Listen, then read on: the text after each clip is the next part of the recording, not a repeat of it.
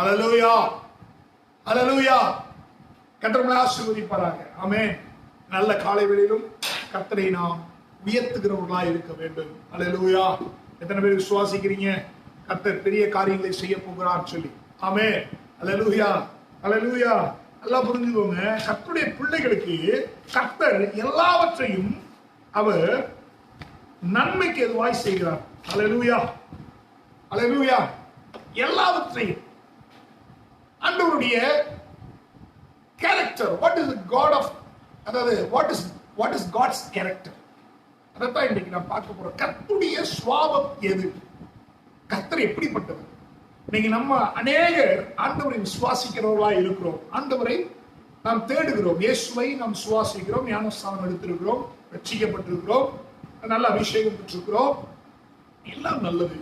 ஆனா கர்த்தரை, அதாவது இயேசுவை நாம் அறிந்திருக்கிறோம், ஜீசஸ், மறித்திருக்கிறோமா? நிறைய நேரம் நாம் அறியாதவர்களை போல, வசனம் தெளிவாய் சொல்லுகிறது, அஞ்ஞானிகளை போல நீங்கள் தேடி அலைகிறீர்கள். அல்லேலூயா, அல்லேலூயா. Many times we think, is there God? நம்முடைய வாழ்க்கையில் நடக்கிற சில சூழ்நிலைகள் நிமித்தமாய் நாம் சில வேளைகளை கேட்கிற கேள்வி என்ன தெரியுமா? கர்த்தர் இருக்கிறாரா? ஒருவேளை கர்த்தர் இல்லாம இருக்கிறாரா? ஒருவேளை என் பாவத்தினால கர்த்தனை விட்டுட்டு போயிட்டாரா? ஒருவேளை நான் செய்த அக்கிரமத்தினால, ஒருவேளை நான் இப்படிப்பட்ட காரியங்கள் செய்கிறதுனால கர்த்தனை விட்டு அகன்று போயிட்டாரா? First of all, I want to say something. Our God is a God of love. நம்முடைய தேவன் அவர் அன்பின் தேவனாய் இருக்கிறார். அல்லேலூயா, அல்லேலூயா. அங்க இயேசு கிறிஸ்து பூமியிலே வாழ்ந்தபோது பரிசேயர்கள் சீசர்களை பார்த்து சொல்லுகிறார்கள், உங்களுடைய போதகர் எப்ப பார்த்தாலும் பாவிகளோடையும் விபச்சாரிகளோடையும் உட்கார்ந்து இருக்கிறாரே அப்படின்னு சொல்லி கேட்கிறாரு. இயேசு சொல்றாரு, நான் எதுக்காக வந்திருக்கிறேன்? நீதிமான்களுக்காக வரவில்லை, பாவிகளுக்காக வந்திருக்கிறேன். சகோதரனே, சகோதரியே, உன்னை இன்னையும் ரட்சிக்கும்படியாய் கர்த்தர் ஜீவனை கொடுத்தது உண்மை. எவ்வளவு உண்மையோ அதே உண்மைதான் இன்றைக்கும் அவர் நம்மேல் அன்பாய் இருக்கிறார், நம்மை நேசித்துக் கொண்டிருக்கிறார் என்பது உண்மை. அல்லேலூயா, அல்லேலூயா. அவர் நம்மை விலகவே மாட்டாருங்க. அவர் நம்மை எப்பொழுதும் நமக்கு முன்னாடி வச்சிருக்கிறார், அவருக்கு முன்னாடி நம்மளை வச்சிருக்கிறார். நம்ம கூட அவரை விட்டுட்டு போயிடலாம். சந்தர்ப்ப சூழ்நிலை, ஜெபிக்க முடியல, வேதம் வாசிக்க முடியல, நேரம் இல்லை pastor, I don't have enough time to sit in the presence of God. கர்த்தருடைய சமூகத்துல உட்கார்வதற்கு எனக்கு நேரம் இல்லைன்னு சொல்லி நாம் அவரை விட்டு விட்டு போகலாம். ஆனா அவர் ஒருபோதும் நம்மை விட்டு விட்டு போகிறவர் அல்லவே அல்ல. அல்லேலூயா, அல்லேலூயா, அல்லேலூயா. கர்த்தர் நம்மோடு கூட இருக்கிறவராய் இருக்கிறார். ஆமென். ஒரே ஒரு வசனத்தை வாசிப்போம். எபிரேயர் புஸ்தகம் 13ஆம் அதிகாரம் 8ஆம் வசனத்தை நாம் வாசிப்போம். எபிரேயர் புஸ்தகம் 13ஆம் அதிகாரம் 8ஆம் வசனம் இப்படியாக சொல்லுகிறது, இயேசு கிறிஸ்து நேற்றும் இன்றும் என்றும் மாறாதவராய் இருக்கிறார். அல்லேலூயா. பாருங்க, நம்முடைய தேவன் எவ்வளவு விசேஷமானவர்.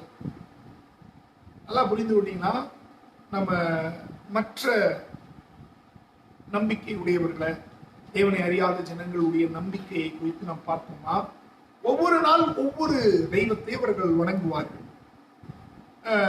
வெள்ளிக்கு திங்கக்கிழமான ஒரு தெய்வத்தை வணங்குவாங்க, செவ்வாய்க்கிழமை, புதன்கிழமை, வியாழக்கிழமை, அப்படி கிரகங்கள் அவர்களுக்கு உண்டு. இத்தனை ஆண்டுகளுக்கு அப்புறம் தான் சுக்கிரன் வருவான், குரு வருவாரு, இப்படின்னு சொல்லி நிறைய காரியங்களை குறித்து பேசுவார்கள்.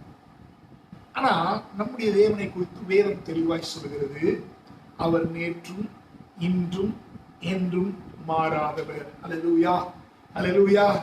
மாறாதவர் அப்படின்னு சொல்லிட்டாலே அவருக்கு ஒரே கேரக்டர் மட்டும்தான் உண்டு, he will not change. அல்லேலூயா. நிறைய நேரம் நம்ம யோசிக்கிறது, என்னை ரட்சித்த போது நடத்துறதுக்கும் இப்ப நடக்கிறதுக்கும் நிறைய வித்தியாசம் இருக்குது. அன்னைக்கு நல்லா இருந்துச்சு, இன்னைக்கு ரொம்ப நெருக்கமா இருக்குது, என் பாதை ரொம்ப கஷ்டத்தின் பாதையில இருக்குது, நான் ஜெபிக்கிறேன், வேதத்தை வாசிக்கிறேன், நல்லதான் ஆண்டவரோட இருக்கு, ஆனாலும் என் வாழ்க்கையில ஒரு மாற்றம் இல்லையே என்று சொல்லி நீங்க யோசித்துக் கொண்டிருக்கீங்களா?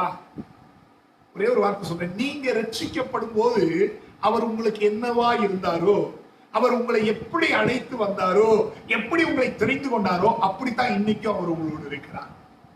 ஆமென் சொல்லுவோமே. அல்லேலூயா, அல்லேலூயா. அவர் உங்களை, அதாவது நல்லா பாத்தீங்கன்னா, நம்ம ஸ்கூல்ல பிள்ளைங்க பாத்தீங்கன்னா, பிள்ளைகளை சேர்த்து விடுவோம். சேர்த்து விட்டோடனே படிக்கிற பிள்ளைங்க, படிக்காத பிள்ளைங்கன்னு இருக்கும். இந்த பிள்ளைகள், படிக்கிற பிள்ளைகளுக்கும் படிக்காத பிள்ளைகளுக்கும் நிறைய வித்தியாசம் இருக்கும். இந்த படிக்காத பிள்ளைகளுக்கு பார்த்து சொல்லுவாங்க, அதாவது பிள்ளைகளை சேர்த்து விட்ட உடனே எல்லாரையுமே டீச்சர் ஒன்னாதான் பார்ப்பாங்க. ஆனா அதே ஒரு டேர்ம் எக்ஸாம் வந்ததுக்கு அப்புறமோ, இல்ல ஒரு குவார்டர்லியோ ஒரு ஹாஃப் எக்ஸாம் வந்ததுக்கு அப்புறம் அந்த பிள்ளைகளுடைய மேல வைத்திருந்த பார்வை டீச்சருக்கு எப்படி மாறும்? வேறு விதமா மாறும். அதே போலதான் பெற்றோர்களுக்கும். முதல் பிள்ளை பிறந்தோடனே ரொம்ப சந்தோஷப்படுவோம், எனக்கு ஒரு பிள்ளை பிறந்துருச்சு. இது ரெண்டாவது பிள்ளை பிறக்கும். முதல் பிள்ளை இது மேல இருக்க அன்பை மாத்திட்டு அடுத்து அந்த கேட்டா அவன் வளர்ந்துட்டான்ல, வளர்ந்துட்டான்ல, இப்ப நான் இந்த பிள்ளைய தானே பார்க்கணும். இப்படி நம்முடைய வாழ்க்கையில நாம் செலுத்துகிற அன்பு மாறுகிற அன்பு தான். இந்த அன்பு எப்பொழுதுமே மாறிக்கொண்டே இருக்கும். அதாவது அன்னைக்கு ஒரு பட்டிமன்றமோ ஏதோ ஒரு காரியத்தை நான் பார்த்து கொண்டிருக்கும் போது அவங்க சொன்னாங்க, ஒரு பெண்ணுடைய அன்பு எப்படி இருக்குமா, கல்யாணத்துக்கு முன்பதாக அப்படின்னா தகப்பன் மேல இருக்கும், கல்யாணத்துக்கு அப்புறம் கணவன் மேல இருக்கும். ஒரு முதல் பிள்ளை பிறந்த உடனே கணவன் மேல இருக்கிற அன்பு பிள்ளை மேல மாறும்.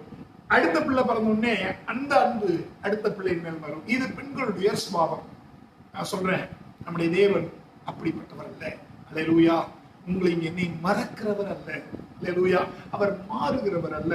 அது கெமிக்கல் டெர்ம்ஸ்ல சொல்ல போனா, ஒரு இப்ப கொரோனா சொல்றாங்க, கொரோனாவை டெஸ்ட் பண்றாங்களாம். கொரோனாவுடைய அந்த வைரஸ் எடுத்து டெஸ்ட் பண்ணி பார்த்தா 11,800 தடவை அது மாறுகிறதா இருக்கிறது. அது ஒரே நிலையில இருக்க மாட்டீங்கன்னா, ஒரு நிலையில இருந்தாத்தான் அதற்கான மருந்தை கண்டுபிடிக்க முடியும் என்று சொல்லி ஆராய்ச்சியாளர்கள் சொல்லுகிறார்கள். நான் என்ன சொல்றேன்னா, அந்த ஸ்டேட், அந்த கொரோனாங்கிற வைரஸ் மாறாமல் இருக்குமானால் அதற்கான மருந்தை என்ன பண்ணிடலாம், கண்டுபிடித்து விடலாம். அது மாறுகிறதுனால கண்டுபிடிக்க முடியல. நான் தேவன் உங்களையும் என்னையும் தாயின் கற்பத்திலே அறிந்த தேவன். அவர் மாறாதவராய் இருக்கிறார். அல்லேலூயா, அல்லேலூயா. வேதம் தெளிவாய் சொல்லுகிறது. பழைய ஏற்பாட்டு காலத்துல வாசிக்கும் போதுதான் ஆபிரகாமின் தேவனும் ஈசாக்கின் தேவனும் யாக்கோபின் தேவனுமாய் இருக்கிறவர் சொல்லுகிறார் அப்படின்னு சொல்லுது. அப்ப இன்னைக்கு வேற தேவன் ஆயிட்டாரா? இல்ல, இன்னைக்கும் அதே ஆபிரகாமின் தேவனும் அதே ஈசாக்கின் தேவனும் அதே யாக்கோபின் தேவனுமாய் தான் இருக்கிறார். அல்லேலூயா, அல்லேலூயா. பாருங்க, கர்த்தர் நம்மை தெரிந்து கொண்டதற்கு ஒரு முகாந்திரம் உண்டு. என்ன முகாந்திரம் அப்படின்னா, அவருடைய பிள்ளைகளாய் நீங்களும் நான் மாற வேண்டும். அப்படின்னா, பிள்ளை பிறந்துருச்சு, பிள்ளை கேடு கட்ட வேலை பார்க்குது, அதுக்காக பிள்ளை எல்லாம் சொல்லிடுவாங்களா? அல்லேலூயா. என் பிள்ளை இருக்கிறான், என் பிள்ளை சேட்டை பண்றான், அவனை அடிக்கிறேன், எல்லாம் பண்றேன், அதுக்காக அவன் கீழே விழுந்துட்டான், கால் கையில அடிபட்டுருச்சு, அவன் சேட்டா பண்றாங்க, நான் அப்படியே விட்டுறேன் அப்படின்னு சொல்லிட்டு விட்டுருவாங்க. நான் விட்டுருவேன்னா? இல்ல. அதுதான் நம்முடைய அன்பு. அதுதான், ஐயோ என் பிள்ளை அடிபட்டுருச்சு, அவனை நான் ஏதாவது காப்பாற்ற வேண்டுமே சொல்லி பதறோம் பாருங்க. அதுதான் மனிதனுடைய அன்பு. ஆனா அந்த அன்பு கூட சில நேரத்துல மாறும். அல்லேலூயா. வேதம் சொல்லுகிறது, தாய் தன் பாலகனை மறந்தாலும் நான் உன்னை மறப்பதில்லை. அல்லேலூயா, அல்லேலூயா. இன்னைக்கு கர்த்தர் சொல்லுகிற வார்த்தை, நான் உன்னோடு கூட இருக்கிறேன். அல்லேலூயா. நான் உன்னை அறிந்து கொண்டேன், உன்னை நான் தெரிந்து கொண்டேன், உன்னை நான் சொல்லி அழைத்தேன், நீ என்னுடையவன் என்று சொல்லி உரிமை பாராட்டுகிற தேவன் தான் நம்மோடு இருக்கிறார். நிறைய நேரம் அதை மறந்து போகிறோம். கர்த்தர் என் கூட இருக்கிறாரா இல்லையாங்கிற கேள்வி போய், கர்த்தரை தெரிந்து கொண்டாரா தெரிந்து கொள்ளவில்லையா, இனிமே நான் கர்த்தரை துதிக்கல, நான் வணங்கல, ஆண்டவர் என்னை காப்பாத்தல, இப்படிப்பட்ட சூழ்நிலை என்னை கைவிட்டு விட்டார் என்று சொல்லி நீங்கள் யோசிக்கிறீங்க பாத்தீங்களா? அந்த யோசனை கர்த்தர் பார்த்து வேதனைப்பட்டுக் கொண்டிருக்கிறார். வேதம் தெளிவா சொல்லுது, மனம் திரும்புகிற ஒரு பாவி நிமித்தம் பரலோக ராஜ்யம் சந்தோஷப்படலாம். மனம் திரும்புகிற ஒரு பாவி நிமித்தம். அப்ப ஆண்டவரை பார்த்து, எனக்கு ஒண்ணுமே ஆண்டவரை நீங்க செய்யல ஆண்டவரை, இனிமே நான் உங்களை வணங்க மாட்டேன்னு சொல்லி அவரிடத்துல சொல்லும் பொழுது பரலோக ராஜ்யம் இருக்கும். ஒரு மரண வீட்டுல எப்படி ஒரு நிசப்தம் இருக்குமோ அப்படி ஒரு நிசப்தத்தை பரலோகம். அல்லேலூயா. ஒரு வசனத்தை நாம் வாசிப்போம். ஸ்தோத்திரம். யாக்கோபின் நிருபம் 1ஆம் அதிகாரம், அதுக்கு முன்னாடி ஒரு வசனத்தை வாசிப்போம். யாக்கோபு எழுதின நிருபம் 1ஆம் அதிகாரம் 12 17 வரைக்கும் வாசிப்போம். நான் வாசிக்கிறேன் உங்களுக்காக. வேதத்தை வைத்திருக்கிறவர்கள் அதை பார்க்கும்படி அன்போடு கேட்டுக்கொள்கிறேன். சோதனையை சகிக்கிற மனுஷன் பாக்கியவான், அவன் உத்தமன் என்று விளங்கின பின்பு கர்த்தர் தம்மிடத்தில் அன்பு கூறுகிறவர்களுக்கு வாக்குத்தத்தம் பண்ணின ஜீவ கிரீடத்தை பெறுவார். சோதிக்கப்படுகிற எவனும் நான் தேவனால் சோதிக்கப்படுகிறேன் என்று சொல்லாதிருப்பானாக. தேவன் பொல்லாங்கினால் சோதிக்கப்படுகிறவர் அல்ல, ஒருவனையும் அவர் சோதிக்கிறவரும் அல்ல. அவன் தன் சுய இச்சையினாலே இழுக்கப்பட்டு சிக்குண்டு சோதிக்கப்படுகிறான். பின்பு இச்சையானது கர்ப்பம் தரித்து பாவத்தை பிறப்பிக்கும். பாவம் பூரணமாகும் போது மரணத்தை பிறப்பிக்கும். என் பிரியமான சகோதரரே, மோசம் போகாதிருங்கள். நன்மையான எந்த ஈவும் பூரணமான எந்த வரமும் பரத்தில் உண்டாகி சோதியின் பிதாவிடத்திலிருந்து இறங்கி வருகிறது. அவரிடத்தில் யாதொரு மாறுதலும் யாதொரு வேற்றுமையின் நிழலும் இல்லை. அல்லேலூயா. பாருங்க, வேதம் தெளிவா சொல்லுது, அவர் மாற மாட்டார். அப்ப ஏன் என்னுடைய வாழ்க்கையில இந்த சோதனை? ஏன் இந்த வாழ்க்கையில பிரச்சனை? ஒருவேளை ஆண்டவர் என்னை சோதிக்கிறாரா?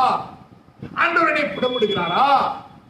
யோபு சொன்னா, நீர் என்னை புடமிட்டால் நான் பொன்னாய் விளங்குவேன். ஆண்டவர் புடமிட்டா தாங்க முடியுமாங்க? ஆண்டவர் புடமிட்டா தாங்க முடியாது. நம்ம மறித்துதான் போகணும். காட்டி கொடுத்த யூதாஸ் காரியத்தையும் சரி, மறுதளிச்ச பேதுருவையும் சரி, ஆண்டவர் பார்த்து சொல்றாரு, யூதாஸ் காரியத்தை என் நண்பனே, என்னுடைய நண்பனேன்னு சொல்றாரு. குத்தத்தை கொடுத்தா என்னை கட்டி கொடுக்குற அப்படின்னு சத்தம் போடல, கட்டி பிடிச்சாரு. ஆமாப்பா நான் தான்ப்பா அப்படின்னு சொல்லி அவரை அந்த நிலையிலே கூட இயேசு யூதாசை ஏற்றுக்கொண்டார். ஆனா அவன் தன்னை ஆண்டவரத்துல ஒப்பு கொடுத்த, ஆண்டவரே மன்னிங்க ஆண்டவரேன்னு கேட்காதனால அவன் நான் கொண்டு சொல்றான். அதே பேதுரு மனக்கசந்தா இருக்கிறான். கர்த்தர் அவனுக்கு ஒரு ரட்சிப்பை கொடுத்தார். அல்லேலூயா, அல்லேலூயா. அவன் ஆரம்பத்துல இருந்தே பாத்தீங்கன்னா அவன் தன்னை தாழ்த்துகிறவனா இருந்தான். நிறைய நேரம் ஆண்டவரை பார்த்து கேட்கிறோம், ஆண்டவரே என்னை ஏண்டவரே சோதிக்கிறீங்க, கடவுளே ஏன் ஆண்டவரே, ஏன் கடவுளே என்னை சோதிக்கிற, போதும் கடவுளே என்னால இந்த சோதனை சகிக்க முடியல. வசனம் தெளிவா போட்டிருக்கு யாக்கோபு 1ஆம் அதிகாரத்துல, சோதனையை சகிக்கிற மனுஷன் பாக்கியவான். இன்னைக்கு நம்மளுடைய வாழ்க்கையில சோதனை தான் இருக்குது. கொரோனாங்கிற ஒரு சோதனை இருக்குது, வருமானம் இல்லைங்கிற ஒரு சோதனை இருக்குது. இந்த சோதனை சகிக்கிற மனுஷன், இது கர்த்தரால வரல. அதை புரிந்து கொள்ள வேண்டும். நம்முடைய வாழ்க்கையில கர்த்தரால வரல. அப்படி வந்திருந்தா எகிப்தியருக்கு 10 வாதைகளை கர்த்தர் அனுப்பின போது இஸ்ரவேல் ஜனங்களுக்குள்ள வந்திருக்க வேண்டும். ஏன் வரல? சங்கார தூதன் கடந்து போகும்போது ஏன் வீட்டுக்குள்ள பிரவேசிக்கல? ரத்தம் தெளிக்கப்பட்டிருந்தது, ரத்தம் பூசப்பட்டிருந்தது. இன்றைக்கு நீங்களும் நானும் ரத்தத்தினாலே கழுவப்பட்டிருக்கிறோம். நீங்களும் நானும் கர்த்தருடைய ரத்தத்தினாலே ஞானஸ்நானம் பெற்றிருக்கிறோம். இன்றைக்கு நீங்க உங்களுக்கும் எனக்கும் கர்த்தர் ஒரு பேரை வைத்திருக்கிறார், நாம் அவருடைய பிள்ளைகள் என்று. அப்புறம் எப்படிங்க நம்மள சங்கார தூதன் தொட முடியும்? அல்லேலூயா. யோபுடைய புத்தகத்துல பார்க்கும்போது யோபுடைய ஃப்ரெண்ட்ஸ் எல்லாரும் சொல்றாங்க, நீ ஏதாவது கர்த்தருக்கு விரோதமா சிந்திப்பா, அதனாலதான் கர்த்தர் என்ன பண்றாரு? கர்த்தர் சோதிக்கிறவனுக்கு பலம் தருகிறவரே அல்லாமல் சோதிக்கிறவனை சோதனைக்குள்ளாக கொண்டு போகிறவர் அல்ல. அப்ப இயேசுவை சோதிச்சிருக்கலாம்ல? இயேசுவை சோதிச்சது யாரு? பிசாசு. என்னைக்கு பிசாசுக்கு எதிர்த்து நிற்கிறோமோ அப்பொழுது சோதனையை சகிக்கிற, சோதனையை ஜெயிக்கிற பலனை கர்த்தர் நமக்கு தருகிறார். நான் ஒன்று சொல்றேன், he is not a god, our god cannot be changed. தேவன் மாறுகிறவர் அல்ல. இன்னைக்கு ஒரு பேச்சு, நாளைக்கு ஒரு பேச்சு, நாளை கழிச்சு ஒரு பேச்சு, அடுத்த நாள் ஒரு பேச்சு, அப்படி பேசுகிறவர் அல்ல நம்முடைய தேவன். எத்தனை சொன்னாரோ அதான் இன்னைக்கு சொல்லுவார், இன்னைக்கு என்ன சொன்னாரோ அதான் நாளைக்கு சொல்லுவார். அவர் நம்முடைய கடைசி வரைக்கும் நம்மோடு கூட வருகிறவராக இருக்கிறார். அல்லேலூயா, அல்லேலூயா. எத்தனை பேர் சுவாசிக்கிறீங்க? சோர்ந்து போகாதீங்க. வசனம் சொல்லுது, அவன் உத்தமன் என்று விளங்கின பின்பு கர்த்தர் தம்மிடத்தில் அன்பு கூறுகிறவர்களுக்கு வாக்கு தத்தம் பண்ணின ஜீவ கிரீடத்தை கொடுப்பார். என்ன, ஆண்டவர் என்ன பண்ணல? சோதனை வைக்கல. சோதனை ஆண்டவரால வரல, நல்லா புரிஞ்சுக்கணும். ஆனா அந்த சோதனை மத்தியில கர்த்தரை இறுகமாய் பற்றி கொள்ளுகிற ஒரு மனிதன் இருக்கிறான், ஒரு மனுஷன் இருக்கிறான் வைத்துக் கொள்வோமே. அவனுக்கு கர்த்தர் தம்மிடத்துல யாரெல்லாம் அன்பு கூறுகிறார்களோ அவங்களுக்கு எல்லாம் ஒரு வாக்கு தத்தத்தை வச்சிருக்கிறார்ல, அந்த வாக்கு தத்தத்தை தருவேன். அந்த வாக்கு தத்தத்தை நான் தரும்பொழுது அவனுக்கு ஜீவ கிரீடமா இருக்கும். அல்லேலூயா. பாருங்க, கர்த்தர் எவ்வளவு நல்லவரு. சில எங்க வீட்டுல சொல்லுவாங்க, எங்க அப்பா சொல்லுவாரு, ஸ்கூல்ல படிக்கும் போது, மகனே நீ ஆனுவல் எக்ஸாம்ல பாஸ் ஆயிட்டனா உனக்கு நான் சைக்கிள் வாங்கி தரேன் அப்படின்னு சொல்லுவாரு. அதாவது அந்த நாட்கள்ல வந்து சும்மாவே பாஸ் போட்டுருவாங்க. பாஸ் நம்ம இதுல வந்து பாஸ் ஆகிறோமோ ஆகலையோ எல்லாரையும் பாஸ் ஆக்கணும், டீடைன் பண்ண முடியாது, அது அவருக்கு தெரியாது. அப்படின்னு சொல்லுவாரு. நானும் என்ன போவேன், ரிசல்ட் வருமானு எதிர்பார்ப்பேன், பாஸ் வந்துடும், போய் கேட்பேன், இந்த வாங்குவாரு, அடுத்த வருஷம் வந்துடும், அடுத்த வருஷமும் சொல்லுவாரு. ஆனா கடைசியில் நான் ஃபெயில் ஆன அன்னைக்கு தான் எனக்கு வந்து சைக்கிள் வாங்கி கொடுத்தாரு. அல்லேலூயா. 10th ஃபெயில் ஆனதுக்கு அப்புறம் தான் எனக்கு சைக்கிள் வாங்கி கொடுத்தாரு. அல்லேலூயா. பாருங்க, நம்ம யோசிக்கிற யோசனை அல்ல, மாறிக்கிட்டே இருக்கு. மனிதனுடைய வாக்கு மாறிக்கிட்டே இருக்கும். நீங்க நான் செய்யறேன்னு சொல்லுவாங்க, செய்ய மாட்டாங்க. ஏன்னு கேட்டா சூழ்நிலை மாறிடுச்சு. ஒரு எதிர்பார்ப்பு, ஒரு நன்மை வரும்னு எதிர்பார்த்துட்டே இருப்போம். ஆஹா, பிப்ரவரி மாசத்துல எனக்கு ஒரு நன்மை வந்துடும், மார்ச்ல நன்மை வந்துடும், ரைட், ஓகே. யாரா யோசிச்சோமா ஜனவரி 1ஆம் தேதி ஆரம்பிக்கும் போது இந்த மாசம், இந்த வருஷம் கொரோனா இருக்க போது நம்பிடுவோமா? இல்ல. இப்ப எல்லாரும் என்ன சொல்றாங்க, எப்பா கொரோனா வந்துருச்சு என்னப்பா செய்யறது? நாம் மாறுகிறவர்களா இருக்கிறோம். ஆனால் தேவன் ஒருபோதும் மாறாதவர். ஒரு ஆமீன் சொல்லுவோமே. அல்லேலூயா. அவர் மாறுகிறவர் அல்ல. He cannot be changed. அதுதான் அவருடைய ஸ்தானம், அதுதான் அவருடைய அந்த அவருடைய கேரக்டர், அதுதான். அவர் மாறினா அவர் தேவன் அல்ல, அவர் மாறாதவர். அல்லேலூயா, அல்லேலூயா. இன்னொரு வசனத்தை நாம் வாசிப்போம். எபிரேயர் 13ஆம் அதிகாரம், கலாத்தியர் 3ஆம் அதிகாரம் 29ஆம் வசனத்தை நாம் வாசிப்போம். நீங்கள் கிறிஸ்துவுடையவர்கள் ஆனால் ஆபிரகாமின் சந்ததியாராயும் வாக்குத்தத்தத்தின்படி சுதந்திரமாயும் இருக்கிறீர்கள். அல்லேலூயா. பாருங்க, கர்த்தர் மாறாதவர். நாம தெரிஞ்சுக்கணும். இப்ப நம்ம யார்? அதாவது நிறைய கதைகள், நிறைய காரியங்கள் நம்ம கேள்விப்பட்டிருக்கோம். சில இடத்துல சில அந்த நாட்கள்ல படம்லாம் பார்த்துருக்கோம். படத்தெல்லாம் பார்த்தீங்கன்னா ஒருத்தர் ரொம்ப கஷ்டப்பட்டு வளருவான், ஒண்ணுமே இல்லாம வளர்ந்துட்டு இருப்பான். திடீர்னு பார்த்தா ஒரு ஒரு தகவல் வரும், இந்த மாதிரி இந்த இடத்துல உன்னுடைய தாய் தகப்பன் இருக்கிறாங்க, போய் பாரு. போய் பார்க்கும்போது ஒரு பெரிய குடி சொன்னா இருப்பான். இவன் பிச்சை எடுத்துருப்பான், அடுத்த வேலை சாப்பிட்றதுக்கே பிச்சை எடுத்துட்டு இருப்பான். ஆனால் போய் பார்ப்பான், பார்த்தோன்னே ஆஹா என்னுடைய அம்மா அப்பா, பார்த்தா அடுத்த நாளே பெரிய பணக்காரன் ஆயிடும். இது படத்தில் நடக்கிற ஒரு விஷயம். ஆனா உண்மையிலே ஒரு சம்பவம் இப்படியாக நடந்துச்சு. அமெரிக்க தேசத்துல இப்படி ஒரு சம்பவம் நடந்துச்சு. ஒரு ஒரு பையன் இருக்கிறான். அந்த பையனுக்கு ஒரு 19 வயசு இருக்கும். அந்த பையன் என்ன பண்றான்னா, ரொம்ப கஷ்டப்பட்டு அவங்க தாத்தா வீட்டில் தான் வளர்றான். அப்போ அவனுக்கு சப்போர்ட் பண்றது யாருன்னா அவனுடைய இன்னொரு தகப்பனுடைய மகள் தான் சப்போர்ட் பண்றாங்க, செலவு காசு அந்த மாதிரி. ஆனா யாருமே அந்த பையனை மதிக்கிறது இல்லை. ஸ்கூல்லையும் மதிக்க மாட்டாங்க. பார்த்தா எப்ப பார்த்தாலும் சொல்லுவாங்க, இவன் ஏமாத்துக்காரன், இவனுக்கு காசு கொடுக்காதீங்க, ஏமாத்திடுவான் அப்படின்னு சொல்லுவாங்க. இப்படி ஒரு நாள் போயிட்டு இருக்கும்போது வாழ்க்கையே வெறுத்து போயிட்டான். யாரு எங்க போனாலும் மரியாதை இல்லை, என்ன பண்ணாலும் மரியாதை இல்லை. அப்போ ஒரு ஃபோன் கால் ஒன்று அவனுக்கு வருது. ஃபோன் கால் வரும் பொழுது ஃபோன் பண்ணி பேசுறாங்க, நான் தான் உன்னுடைய அம்மா, நான் இந்த இடத்துல இருக்கிறேன், உன்னுடைய அக்கௌண்ட் நம்பருக்கு நான் இவ்வளோ அமௌண்ட் அனுப்பிச்சிருக்கிறேன்னு சொல்லி சொல்றாங்க. அடுத்த நாள் அவனுடைய வாழ்க்கை மாறிவிட்டது. இப்ப நான் என்ன கேட்க வரேன்னா, இவனை பெற்ற 19 ஆண்டுகளுக்கு முன்பதாக தன்னுடைய தாய் பெற்றெடுத்தாங்க, உண்மை. ஆனா 19 ஆண்டுகள் ஏன் அவன் தன்னுடைய தாய் ஒரு பெரிய பணக்காரி, தன் பெரிய கோடீஸ்வரி அப்படின்னு தெரியல. அப்படி தெரிஞ்சிருந்தா ஏன் 19 வருஷம் கஷ்டப்பட்டு. சில வேளைகள்ல நம்முடைய தேவன் யார், நம்முடைய தேவன் இன்னார், நம்முடைய தேவன் எப்படிப்பட்டவர், நம்மை அழைத்தவர் எப்படிப்பட்டவர் என்பதை நாம் மறந்து போகிறவர்களாக இருக்கிறோம். நிறைய நேரம் அதாவது கர்த்தர் அற்புதம் செய்யும் போது மட்டும் கர்த்தர் ஆஹா ஸ்தோத்திரம், கர்த்தர் பெரிய காரியங்களை செய்தார் அப்படின்னு சொல்றோம். கர்த்தர் சோதனை சகிக்கிறானா, சோதனை கொடுக்கும் போது இவன் சகிக்கிறானா பார்ப்போம் அப்படி கொஞ்சம் அவருடைய கரத்தை எடுக்கல. Because he is not a changing God. அவர் மாறுகிற தேவன் அல்ல. ஆனா என்னதான் பண்றான்னு பார்ப்போம். என்னுடைய பையன் குழந்தையா இருக்கும்போது, குழந்தைனா இப்பயும் குழந்தையா தான் இருக்க, 4 வயசா இருக்கு. ஆனா நான் சொல்றது ஒரு 8 மாசம் 10 மாசம் டைம்ல சொல்றேன். திடீர்னு கட்டுல இருந்து கீழே விழுந்துருவான். நான் நடந்துடும் போது பொத்துன்னு விழுந்துருவான். நான் தூக்க மாட்டேன். என்ன செய்யறான் பார்ப்போம். எந்திரிக்கிறானா எந்திரிக்கல, இல்ல அழுகுறானா அப்படி பார்ப்போம். பார்த்தா அவன் அழுகல. அவன் எந்திரிச்சு அடுத்த வேலையை பார்க்க ஆரம்பிச்சிட்டான். இன்னைக்கு அவனுக்கு எங்க அடிப்படும் எங்க அடிப்படாது அவனுக்கு தெரியும். சில நேரங்கள் கர்த்தர் நமக்கு கற்றுக் கொடுக்க முடியாது. சில வேளைகள்ல அவர் விட்டுறாரு. சரி எந்திரிக்கலையான்னு பார்ப்போம். அதனாலதான் அந்த சோதரம் யாக்கோபுல எப்படியாக இந்த வசனம் சொல்லுகிறது வாசிப்போம். யாக்கோபு அந்த 1ஆம் அதிகாரம். சோதிக்கப்படுகிற எவனும் தன் தேவனால் சோதிக்கப்படுகிறேன் என்று சொல்லாதிருப்பானாக. தேவன் பொல்லாங்கினால் சோதிக்கிறவர் அல்ல, ஒருவனையும் அவர் சோதிக்கிறவன் அல்ல.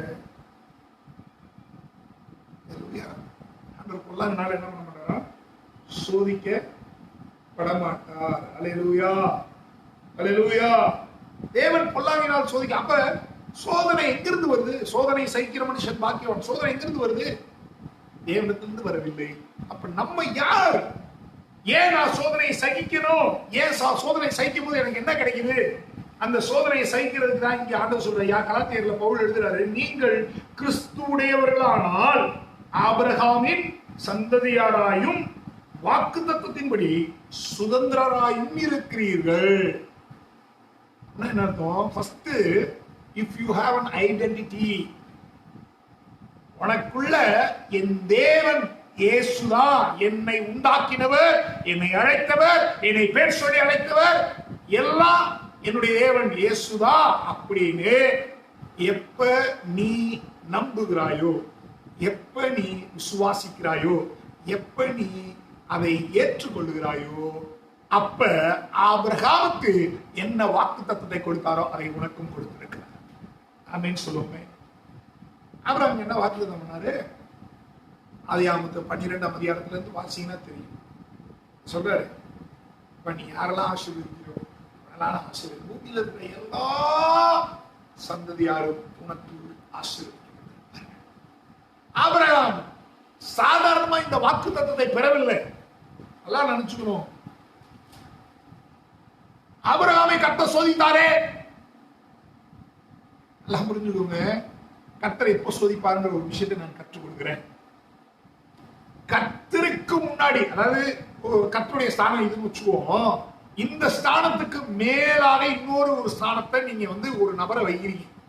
அது கணவனோ மனைவியோ பிள்ளையோ பேரண்ட்ஸோ இல்ல உங்க சூழ்நிலையோ உங்களுடைய வருமானமோ உங்களுடைய நண்பர்களோ யாரையோ ஒருத்தர் இந்த ஸ்தானத்துக்கு மேல ஒரு ஸ்தானத்தை வைக்கிறீங்க. அப்ப கர்த்தர் இந்த ஸ்தானத்துக்கான சோதனையை கொடுப்பார். ஆண்டவர் அந்த இடத்துல சொல்றாரு, ஆபிரகாம் பார்த்து பலியிட போறான். அந்த இடத்துல பார்த்து ஆண்டவர் சொல்றாரு, பலியிடுவதற்கு முன்னாடியும் சொல்றாரு, பலியிடத்துக்கு அப்புறம் பலியிட போய் அந்த கத்தியை ஓங்கும்போது சொல்றாரு, ஏகசுதன் என்றும் பாராம, ஒரே மகன் என்று பாராம, நீ விரும்பின, நீ அன்பு வைத்த அந்த ஒரே ஒரு மகனை எனக்காக பலி கொடுங்க. பலி கொடுக்கறதுக்கு ஆயிட்டு போயிட்டான். அப்ப தெரிஞ்சுக்கிட்டாரு, என்னையத்தான் அவன் முக்கியமா வச்சிருக்கிறான், அவனுடைய மகனை அல்ல. அல்லேலூயா, அல்லேலூயா. நீ கர்த்தரை முன்னாடி வச்சு பாருங்க, சோதனையை கர்த்தர் வெள்ளனாய் மாற்றுவார். அல்லேலூயா. இன்னைக்கு அன்பு சகோதரி சகோதரியே, ஆண்டவர் சொல்ற வார்த்தை, உனக்கு ஆபிரகாமின் ஆசீர்வாதங்களை கொடுத்திருக்கிறேன். ஆமென். அல்லேலூயா. இந்த 3ஆம் அதிகாரம் 7ஆம் வசனத்தை ஒருத்தர் பார்ப்போம். சோதரன் 6ஆம் 7ஆம் வசனத்தை வாசிப்போம். அப்படியே ஆபிரகாம் தேவனை விசுவாசித்தான், அது அவனுக்கு நீதியாக எண்ணப்பட்டது. ஆகையால் விசுவாச மார்க்கத்தார்கள் எவர்களோ அவர்களே ஆபிரகாமின் பிள்ளைகள் என்று அறிவீர்களாக. இப்ப ஒரு உதாரணத்துக்கு சொல்லுவோம். ஒரு குடும்பம் இருக்குது. அந்த குடும்பத்துல ஒரு தகப்பன் வந்து ஒரு பெரிய பணக்காரன், ஒரு உயில் எழுதி வைக்கிறாரு. ஒரு கை குழந்தையா இருக்கும்போது, கை குழந்தை ஒரு 5 வயசுல இருக்கும்போது அந்த தகப்பனார் இறந்து போயிட்டாரு. இப்ப இந்த உயிலின் படி எப்படின்னா 18 வயசு மேஜர் ஆனதுக்கு அப்புறம் அந்த சொத்து அவனுக்கு வந்து சேரும். அப்படி இருக்கிற பட்சத்துல 18 ஆண்டுகளாக தன்னுடைய தகப்பன் இன்னார் என்பதை அவன் விட்டு விடாதபடிக்கு அவனுடைய ஐடென்டிட்டி எங்க அப்பா தாங்க இது அப்படின்னு அவன் 18 ஆண்டுகள் கழித்தும் அவன் சொல்வானானால் அவனுடைய சொத்து, அவனுடைய தகப்பனுடைய சொத்து அவனுக்கு போய் சேரும். இங்கே அதைத்தான் கலாத்தியர் பவுல் எழுதுறாரு அழகா. ஆகையால் விசுவாச மார்க்கத்தார்கள் எவர்களோ அவர்களே அவர்களே. நம்ம வாயில சொல்றோம் ஆண்டவரே நான் விசுவாசிக்கிறேன். நான் இங்க தெளிவா சொல்லுது விசுவாச மார்க்கத்தார்கள் எவர்களோ அவர்களே ஆபிரகாமின் சந்ததியா இருக்கிறார். அப்ப அன்றைய வார்த்தையின்படி என்னுடைய மூதாதையர் யாரு? ஆபிரகாம். நான் தேவனை விசுவாசிச்சா அவன் எப்படி விசுவாசிச்சானோ அதுதான் 6ஆம் வசனம் சொல்லுது. தேவனை ஆபிரகாம் விசுவாசித்தான், அது அவனுக்கு நீதியாக எண்ணப்பட்டது. நீ உன்னுடைய விசுவாசம் உனக்கு நீதியாக எண்ணப்படுமே ஆனால் நீயும் ஆபிரகாமின் சந்ததியாய் மாறுகிறாய். அவன் பஞ்ச காலத்திலும் திருப்தி அடைந்திருந்தான். ஆமென். அல்லேலூயா அல்லேலூயா. நிறைய நேரம் we miss நம்மளுடைய அதாவது ஒரு புதையலை தேடுற ஆட்களை நீங்க கவனிச்சு பாத்தீங்கன்னா நிறைய ஹிண்ட் கொடுத்துருப்பாங்க. இப்ப ரீசெண்டா ஒரு ஆர்டிகல் வாசிச்சேன். இந்த ஆர்டிகல் எப்படியா சொல்லுது, 10 ஆண்டுகளுக்கு முன்பதாக ஒரு புதையல் ஒரு இடத்துல மறைக்கப்பட்டது. அந்த மறைத்து வைத்தவர் சொல்றாரு, இந்த மாதிரி ஒரு புதையலை வந்து நான் வந்து புதைச்சு வச்சிருக்கிறேன், அதற்கு வந்து ஒரு பாடலும் எழுதியிருக்கிறேன். சோ இந்த பாடலை வைத்து நீங்கள் கண்டுபிடிக்க வேண்டும். அதுல பெரிய தங்கம், அந்த நாட்கள் இருந்த தங்கம், வைதூரியம், பெரிய ரொம்ப அரிதான ஒரு சில விஷயங்கள் எல்லாம் அந்த பெட்டியில போட்டு ஒரு இடத்துல புதைச்சு வச்சிருக்கிறேன் அப்படின்னு சொல்லியிருக்காரு. இது வந்து 10 ஆண்டுகளாக அநேகர் இதை தேடி இருக்கிறார்கள், அவங்க குடும்பத்தாரும் தேடி இருக்கிறார்கள் சொல்லி அந்த ஆர்டிகல்ல வாசிச்சேன். இப்ப சமீபத்துல ஒரு அவரே வந்து பதிவு போட்டிருக்கிறாரு, அந்த புதையல் கண்டுபிடிக்கப்பட்டது ஒரு இந்த காரணத்தினால, ஒரு பாதுகாப்பு கருதி அந்த யார் கண்டுபிடிச்சாரோ அவருடைய பேர் சொல்லப்படவில்லை. இப்ப அவர் சொல்லும்போது எப்படி அதை கண்டுபிடித்தார் அப்படின்னு சொல்லும் பொழுது அவர் சொல்றார், அந்த புதையலை வைத்த நபர் சொல்றாரு, நான் எழுதின பாடலை அவர் சரியாய் புரிந்து கொண்டார். அதாவது அந்த ஹிண்ட், அந்த புதையலை அடைவதற்கு ஒரு ஹிண்ட் கொடுத்திருப்பாங்க. சில நேரத்துல நம்ம இது அற்பமான காரியம் நினைச்சு விட்டுருவோம். சில நேரத்துல இதெல்லாம் என்னப்பா, இதெல்லாம் ஒரு சின்ன விஷயம், இதை விடு அப்படின்னு விட்டுருவோம். இந்த அந்த அந்த அந்த புதையலுடைய ஹிண்ட ஒரு இக்கு கூட, ஒரு கமா கூட நாம் கவனமாய் பார்க்கிறவர்களா இருந்தால் மட்டும்தான் அந்த புதையலை அடைய முடியும். இன்னைக்கு ஆபிரகாமுடைய ஆசீர்வாதம் நமக்கு வேணும்னு நம்ம நினைக்கிறோம். கர்த்தர் ஆபிரகாம் என்னென்ன வாக்குத்தத்தங்கள் கொடுத்தாரோ அதெல்லாம் எனக்கு வேணும்னு நினைக்கிறோம். ஆனா இங்க ஒரு ஹிண்ட் கொடுக்கப்பட்டிருக்கு, அவன் எப்படி விசுவாசித்தானோ. சில நேரங்கள்ல நம்முடைய விசுவாசம் ரொம்ப அற்பமா இருக்குது, ரொம்ப சப்பையா இருக்குது, ரொம்ப ஒரு ஏளனமா. கர்த்தர் பார்த்து சிரிப்பாரு, 100 ரூபாய்க்கு கர்த்தர் விசுவாசம், 100 ரூபாய் 1 லட்சம் ரூபாய் தேவைன்னு போன் பண்ண. அப்ப ஆண்டவர் பார்த்து சொல்றாரு, நான் 100 ரூபாய்க்கு தான் தகுதியாடா. காய்ச்சல் வந்தா சோகம் பண்ணுவோம், கேன்சர் வந்தா ஹாஸ்பிட்டலுக்கு போவோம். காய்ச்சலுக்கு தான் நான் தேவனாடா. கொரோனா வந்தா கொரோனாவுக்கு பயப்படுவோம், கர்த்தருக்கு பயப்படணும் அப்படின்னு. கொரோனாவை காட்டிலும் நான் சின்ன தேவனாடா. ஆபிரகாம் யாருக்கும் பயப்படல, யாருக்குமே பயப்படல, ஆண்டவருக்கு மாத்திரம் பயந்தான். அல்லேலூயா. தன் தேவனுக்கு மாத்திரம் அவன் பயப்படுகிறவனாய் இருந்தான். அதனாலதான் அவன் ஆபிரகாம் ஆபிரகாம் தேவனை விசுவாசித்தான், அது அவனுக்கு நீதியாக எண்ணப்பட்டது, கர்த்தருக்கு நீதியாக எண்ணப்படல. உன் விசுவாசம் உனக்கு நீதியா இருக்குதா? உன் விசுவாசம் உனக்கு உண்மையா இருக்குதா? நீ விசுவாசிக்கிறேன் என்று சொல்லி அவிசுவாசமாய் இருக்கிறாயா இல்ல விசுவாசமாய் இருக்கிறாயா? நீ உனக்கு உண்மையா இருக்கிறாயா? அப்படி இருந்தானா இந்த வாக்குத்தத்தம், ஆபிரகாமுக்கு கர்த்தர் என்னென்ன வாக்குத்தத்தம் பண்ணினாரோ அது எல்லாவற்றையும் உனக்கும் தருவார், உன் சந்ததிக்கும் தருவார். காலவேளையில கூட கர்த்தர் உண்மையா? உங்களை நீங்களே நிதானித்து பாருங்க. அவள் எழுதும்போது நம்மை நாமே நிதானித்தறிந்தால் நாம் நியாயம் தீர்க்கப்படுவோம். நம்முடைய விசுவாசத்தை நிதானித்து பாருங்க, கொஞ்சம் சற்று நிதானித்து பாருங்க. எனக்கு பலவீனம் வந்திருக்கு, ஆண்டவர் சொல்றாரு உனக்கு பலவீனம் இல்லைங்கிறாரு. விசுவாசிங்க, ஆண்டவரே எனக்கு பலவீனம் இல்லை, சோமணி பாருங்க, அற்புதம் நடக்கும். அதை விட்டு எங்க அது எங்க சரியா போகுது? இருந்தாலும் ஜெபம் பண்ணுங்க. எனக்கு பலவீனமா இருக்கு, ஜெபம் பண்ணுங்க, சரியா இருக்கா? அது எப்படி உடனே ஆகும்? கடன் பிரச்சனையா இருக்கு, அதுக்காக ஜெபம் பண்ணுங்க. வேலை வேணும் ஜெபம் பண்றது, கடன் பிரச்சனை சரியாகணும் ஜெபம் பண்றது, அப்புறம் எப்படி சரியாகும்? நம்ம சில நேரங்கள்ல அந்தந்த இந்த ஹிண்ட்டை நாம் மறந்து போகிறோம். எதன் வழியாய் நமக்கு நன்மை வரும் என்பதை மறந்து போகிறோம். கர்த்தர் வழியா மட்டும்தான் நன்மை வரும். இந்த உலகத்துல எந்த வழியாகவும் எந்த மனிதன் மூலமாகவும் நன்மை வராது. கர்த்தர் அனுமதிக்கவில்லை என்று சொன்னால் ஒரு நன்மையும் நீங்களும் நானும் பெற முடியாது. அப்ப நம்ம யார நம்பணும்? கர்த்தரை மாத்திரம் நம்பணும். இந்த விசுவாசம், சிறு பிள்ளைகளுடைய விசுவாசத்தையும் கர்த்தர் ஏற்றுக்கொள்கிறார், பிள்ளைகளுடைய விசுவாசத்தையும் கர்த்தர் ஏற்றுக்கொள்கிறார். ஆனா சிறு பிள்ளைகளை பத்தி சொல்லும் போது மட்டும் ஆண்டவர் என்ன சொல்றாரு? இவர்கள் தான் பரலோகத்துக்குள்ள வருவாங்க. ஏன்? ஒருவன் சிறுவனை போல, சிறு பிள்ளை போல மாறாவிட்டால் பரலோக ராஜ்யத்துல வர முடியாது. ஏன்னா அவன் அப்படியே நம்புவான். சின்ன பிள்ளை என்ன பண்ணுவோம்? சொன்னா அப்படியே நம்புவோம். ஆனா நம்ம நம்புறோமா? 1000 கேள்வி கேட்போம். அது எப்படி நடக்குமா? நடக்காதா? நடந்துச்சுன்னா அப்புறம் நான் நம்புறேன். சிலருக்கு அப்படிப்பட்ட கேள்விகள்லாம் இருக்கு. நடந்தாத்தான் நான் நம்புவேன், நடக்காட்டி ஏன் நம்பணும்? நானு நீ நம்பவே வேணாம். கர்த்தரை சோதிக்கிறதற்கு நாம் தகுதி அல்லவர். கர்த்தர் நம்மளை சோதிக்க மாட்டாரா? ஆனா நம்ம மட்டும் கர்த்தரை சோதிக்கலாமா? விசுவாசிக்க முடியவில்லை, ஆனால் நன்மை மட்டும் கர்த்தரிடத்திலிருந்து வர வேண்டும் என்று சொன்னால் கர்த்தர் செய்ய மாட்டார். விசுவாசி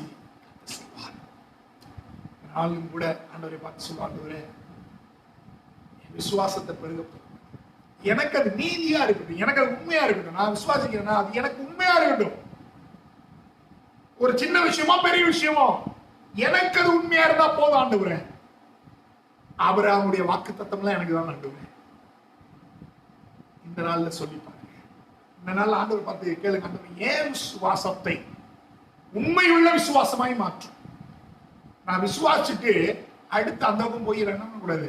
ஒரு மனிதனை நம்ப கூடாது ஆண்டவரே, ஒரு சூழ்நிலையை நம்ப கூடாது ஆண்டவரே, ஒரு காரியத்தை பார்த்து பயப்படக்கூடாது ஆண்டவரேன்னு சொல்லி ஆண்டவர்கிட்ட உங்க விசுவாசத்தை பெருக்குவதற்கு என்ன செய்யணுமோ அதை ஆண்டவர் கேளுங்க. ஆண்டவர் அந்த விசுவாசத்தை உங்களுக்குள் பெருக பண்ணுவார். நல்ல நாளில் கூட ஆண்டவருடைய வார்த்தையை கேட்டிருக்கிறீங்க. மறுபடியும் ஒரு விஷயம் சொல்றேன், விசுவாசம் உள்ளவர்கள் எவர்களோ அவர்களுக்குதான். ஹல்லேலூயா, ஹல்லேலூயா. யாக்கோபு 1:ல சொல்லப்பட்டிருக்கு, சோதனை சகிக்கிற மனுஷன் பாக்கியவான், அவன் சகித்ததுக்கு அப்புறமேட்டுக்கு என்ன கிடைக்குதா? ஜீவகீடம். வாக்குத்தத்தம் பண்ணப்பட்ட அந்த ஜீவகீடம் கிடைக்குமா? உங்களை கொடுத்த வாக்குத்தத்தங்களை மட்டும் பிடிச்சுக்கிட்டு அவரை நம்பாம இருக்கிறதுனால அற்புதம் நடக்காது. வாக்குத்தத்தம் வேண்டும், அந்த வாக்குத்தத்தத்தை நீ விசுவாசிக்க வேண்டும். ரெண்டும் செஞ்சா மட்டும்தான் அந்த விசுவாசம் உனக்கு உண்மையா இருக்கணும். உனக்கு ஆண்டவர்ல உனக்கு உண்மையா இருக்கணும். You don't compare with others. அடுத்தவங்களுடைய விசுவாசம் இருக்கு, என் விசுவாசம் அப்படி நீ கம்பேர் பண்ணாத. அவனுக்கு தக்க கிரியையை கற்றுக் கொடுக்குற. அவனுக்கு ஒரு பலன் இருக்கும். நீ விசுவாசிக்கிற மாதிரி அவன் அடுத்த விசுவாசிக்கிற அவசியம் இல்லை. ஆனா அவன் விசுவாசிக்கிறது அற்பமா இருந்தாலும் அவன் உண்மையா விசுவாசானா அதை கர்த்தர் செய்வார். நீ விசுவாசிக்கிறது பயங்கரமா இருக்கலாம், அதுல செய்யாம கூட போகலாம். ஏன்னா அந்த பயங்கரத்துல ஒரு உண்மை இல்லாம இருக்கலாம். அவன் அற்பமானு நினைக்கிறான், ஆனா அவன் உண்மையா இருக்கலாம். அவனுடைய விசுவாசம் ஜெயமாய் மாறும், உன் விசுவாசம் அற்பமாய் மாறும். காலையில நம்ம புதையலை தேடிட்டு இருக்கிறோம், கர்த்தர் கொடுக்கிற ஆசீர்வாதத்தை தேடிட்டு இருக்கிறோம். அதற்கு இந்த ஹிண்ட் என்னது? விசுவாசம் தான். அந்த உண்மையுள்ள மனிதன் பரிபூர்ண ஆசீர்வாதத்தை பெறுவான். உண்மையா இருக்கிறவன் தான் பரிபூர்ண ஆசீர்வாதம் பெறுவான். நாம் உண்மை உள்ளவர்களாய், அந்த விசுவாசத்துக்கு உண்மை உள்ளவர்களாய் மாறுவோம். கர்த்தர் நிச்சயமாய் பெரிய காரியங்களை செய்வார். கண்களை மூடி ஜெபிப்போம். அன்பின் பரலோக பிதாவே, ஆசீர்வதிக்கப்பட்டதால் நல்ல ஆண்டவரே, இந்த காலை வேளைக்காய் நன்றி சொல்கிறோம். இப்பொழுதும் என் வார்த்தைக்காய் நன்றி. ஆண்டவரே, தேவனில் மாறாதவர், உங்களுடைய வாக்கு தத்தங்கள் மாறாதவைகள், ஆனாலும் நாங்கள் எங்களுடைய விசுவாசத்திலே மாறாதவர்களாய் உண்மை உள்ளவர்களாய் இருக்க, அல்லது ஆபிரகாமுடைய ஆண்டவரே விசுவாசம் அவனுக்கு நீதியாக எண்ணப்பட்டது. ஆண்டவரே, அப்படியாக எங்களுடைய விசுவாசம் எங்களுக்கு நீதியாக எண்ணப்பட நீ அடுக்கிறது. உலகத்தில் இருக்கிற எல்லாரையும் நாங்கள் இப்பொழுது நினைவு கூறுகிறோம். சபை விசுவாசிகள் நினைவு கூறுகிறோம். யாரெல்லாம் பலவீனமாய் இருக்கிறார்களோ, அதை பார்த்து கொண்டிருக்கிற யாரா இருந்தாலும் சரி, இப்பொழுது ஒரு பலன் அவர்களை பலப்படுத்தட்டும். இயேசுவின் நாமத்தில் ஒரு ஆமென் சொல்லி இதை பெற்றுக்கொள்க பார்ப்போம். பலவீனங்களை இப்பொழுது இயேசு கிறிஸ்துவின் நாமத்தினாலே சரீரத்தை விட்டு வெளியே போய் என்று கட்டளையிடுங்க. கர்த்தர் பலப்படுத்துவதற்காக நன்றி, நல்ல சுகத்தை கொடுத்ததற்காக நன்றி, ஆரோக்கியத்தை கொடுத்ததற்காக நன்றி, தேவையை சந்தித்ததற்காக நன்றி. பொறுப்பெடுத்துக் கொள்ளும் ஆசீர்வாதம். இதை பார்த்த ஒவ்வொருவரையும் ஆசீர்வாதம். இந்த வார்த்தை கேட்ட ஒவ்வொருவரையும் ஆசீர்வாதம். தேவன் தாமே மீதியான இந்த நாள், இந்த வாரம் முழுவதும் கர்த்தனை பொறுப்பெடுத்துக் கொள்ளும். ஆண்டவரே, சோதரம் கொரோனாவுக்காய் செபிக்கிறோம். கொரோனாவின் கர்த்தர் நீர் நிறுத்தும்படியாய் செபிக்கிறோம். ஆகாத காரியம் ஒன்றும் இல்லை. ஆண்டவரே, அற்புதம் செய்யும்படியாய் செபிக்கிறோம். கர்த்தரை கொள்கிறோம் இயேசுவின் நாமத்தில் கேட்கிற நல்ல பிதாவே, ஆமென். என் ஆத்துமாவே கர்த்தரை ஸ்தோத்திரி, முழுமே பரிசுத்த நாமத்தை ஸ்தோத்திரி. என் ஆத்துமாவே கர்த்தரை ஸ்தோத்திரி, கர்த்தர் செய்த சகல உபகாரங்களையும் மறவாதே. ஆமென், ஆமென், ஆமென். இப்பொழுது நம்முடைய கர்த்தராகிய இருக்கிற இயேசுவின் கிருபையும், பிதாவாகிய தேவனுடைய அன்பும், பரிசுத்த ஆவியானவருடைய அந்யோன்ய ஐக்கிய ஆசீர்வாதமும் நம் அனைவரோடும் சகல பரிசுத்தமானவரோடும் இன்றும் என்றும் சதா காலம் இருப்பதாக. ஆமென். அல்லேலூயா, அல்லேலூயா. கர்த்தர் ஆசீர்வதிப்பாராக. தொடர்ந்து இந்த வீடியோவை நீங்கள் யாருக்காவது அனுப்ப வேண்டும் என்று சொல்லி விரும்பினால் யூடியூப்ல நாங்கள் பதிவிடுவோம். சவுண்ட் ஆஃப் விக்டரி சர்ச் இல்ல மினிஸ்ட்ரி அப்படிங்கிற அந்த இதுல இருக்கும். அதை சப்ஸ்கிரைப் பண்ணுங்க. அநேகருக்கு இந்த தேவனுடைய வார்த்தையை எடுத்து சொல்லும்படி உங்களை அன்போடு கேட்டுக்கொள்கிறேன். கர்த்தர் ஆசீர்வதிப்பாராக. சபையார் ஒவ்வொருவரையும் இயேசுவின் நாமத்திலே நான் வாழ்த்துகிறேன். என்னுடைய வாழ்த்துக்களை தெரிவித்துக் கொள்கிறேன். ஆமென். God bless you.